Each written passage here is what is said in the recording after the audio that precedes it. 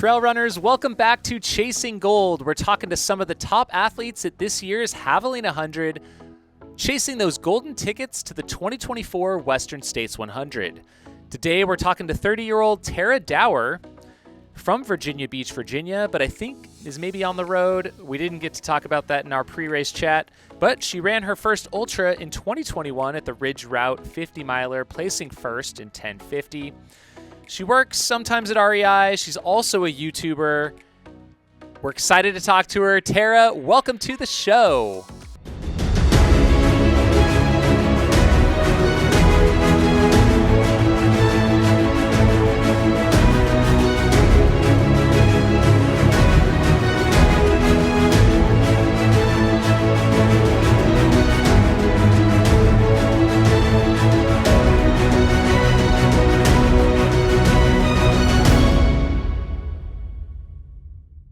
Thanks for having me.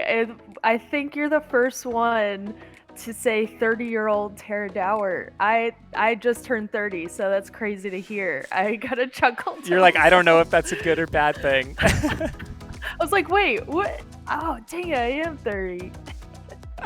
That's not me. That can't be me. Well, Tara, I'm excited to sit down with you. We first connected earlier this year at Run Rabbit Run. Congratulations on your huge win. I feel like such a breakout performance for you. Really excited to have you at Javelina this year. Yeah, I'm so excited to race Run Rabbit. Yeah, that was my first time meeting y'all, and getting interviewed before the race was really fun. I mean, I was so excited when you guys contacted me to talk about Javelina, so I'm so stoked to talk more. Yeah, it feels like you're really, really a rising star right now. So very exciting. And I think a lot of us who are following the sport of ultra running, and especially as races are getting longer right now and people are really pushing the limits, the crossover with the thru hikers, the FKT community, I know you come from that background, is just really exciting times. So it's just really great to have you. Thank you. Want to start off here.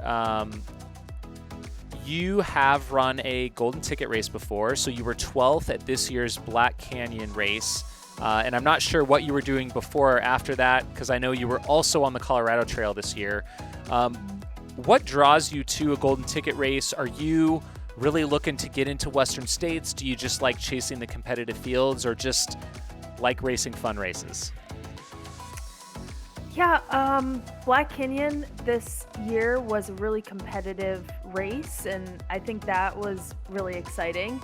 The 100K distance is something I'm not super familiar with, but it was a lot of fun to not run, because I'm used to 100 milers. That's my favorite race distance. So being able to finish in a day, I guess, was exciting. Only having like that 60 miles was exciting. There's a lot of people there. I met a lot of friends. I would say like competitiveness draws me to golden ticket races.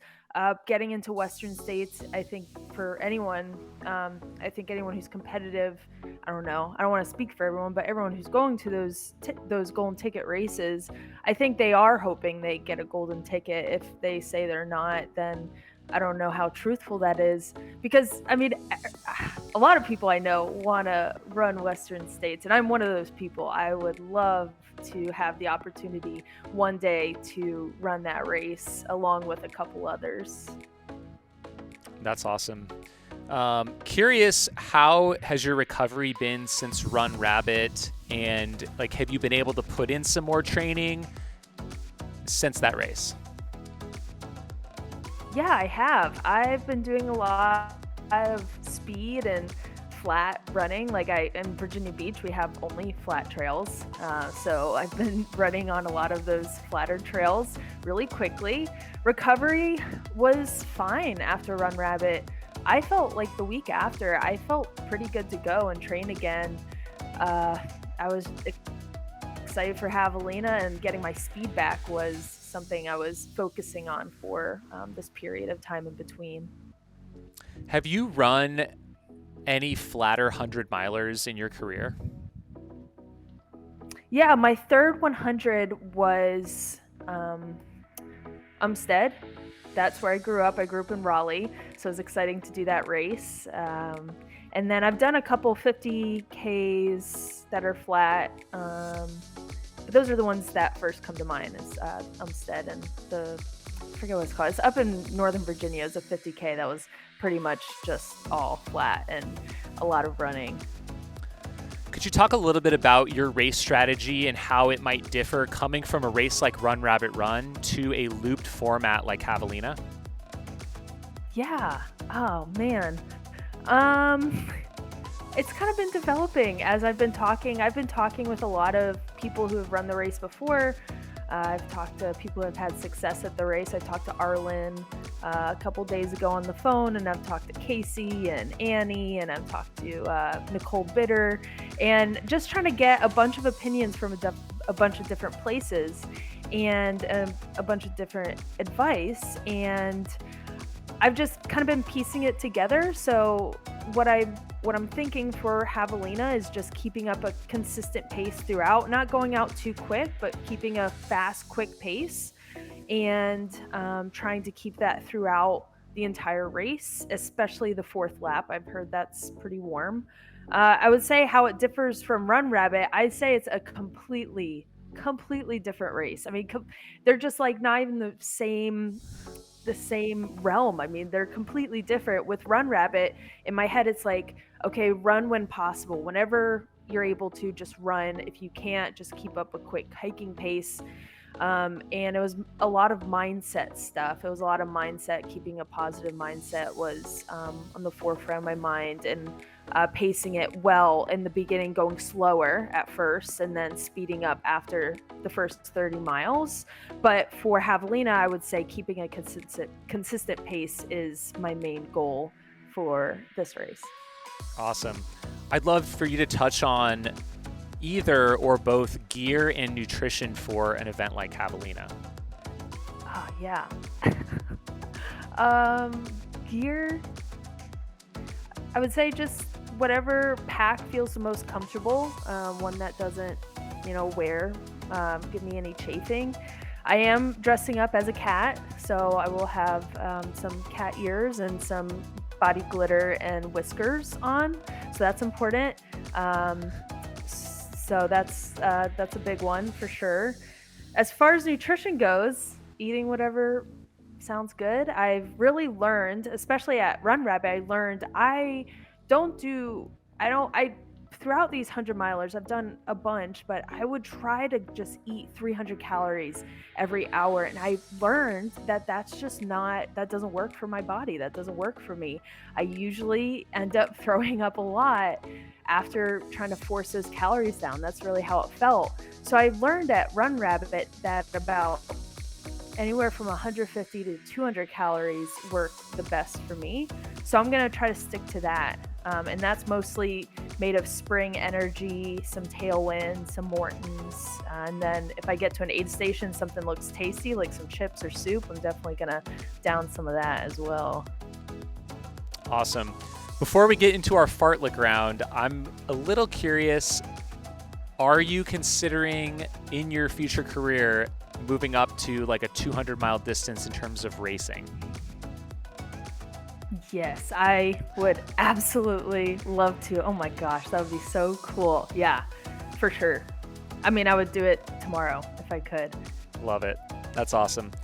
Well, we are going to move into our 10-question fartlek round. Tara, are you ready? Yes. Okay. What sneakers will you be wearing for the Javelina 100? Mont Blancs. Will you be listening to music or podcast during the race? Probably an audiobook. Most likely an audiobook. At what age did you stop trick-or-treating? I was, last time I went, I was 17. Nice. With my buddies. We already heard this, but any touches to your gear that are Halloween themed?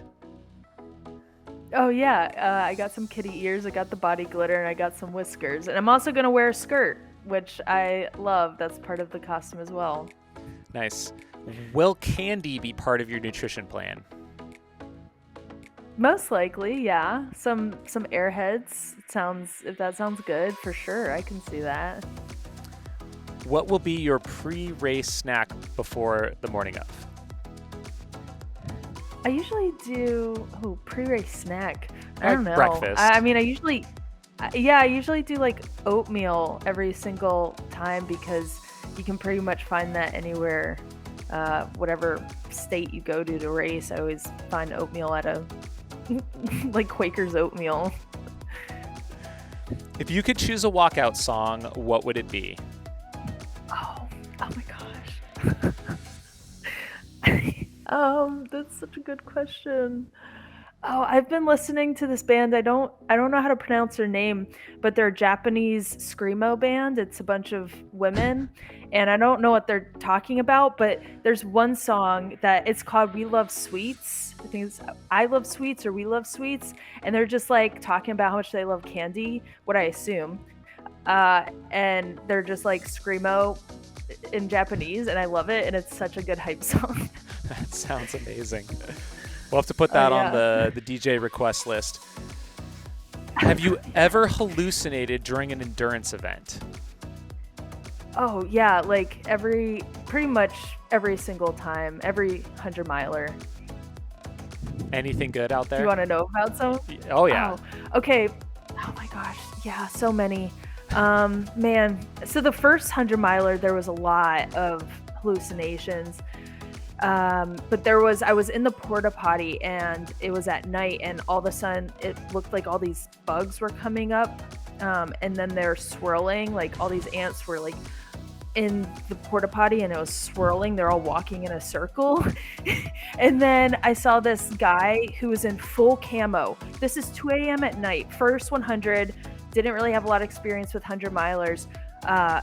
It feels so real, but this guy was in full camo, big rifle, and he was at this trail junction, was like, "Are you going down to the camp?" And I was talking to this guy. I was like, "No, I'm running a race." He was like, "What race?" I was like, I'm Uwari 100. And we were like kind of like bickering, and I just ran. I was like, was that even real? Like 2 a.m. at night, guy in full camo, rifle like in his hand. That was the most notable one where I was like, was that real? It's so sketchy. Bizarre. Yeah. Nice. If you could recommend any running related item to a new runner, what would it be?